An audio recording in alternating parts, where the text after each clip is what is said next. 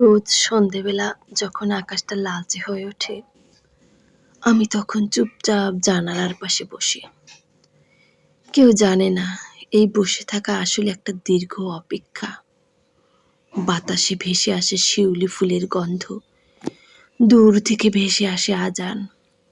হৃদয়টা কেমন যেন কেঁপে ওঠে। এই কাঁপন কোনো ভয় থেকে নয়, এই কাঁপনটা আসলে তোমার না ফেরার সুরে বাঁধা। তুমি চলে যাওয়ার পর পৃথিবী থেমে যায়নি। ঠিকই রোদ ওঠে, ঠিকই বৃষ্টি নামে, কিন্তু আমার ভিতরের একটানা বেজে চলে তোমার স্মৃতির সুর।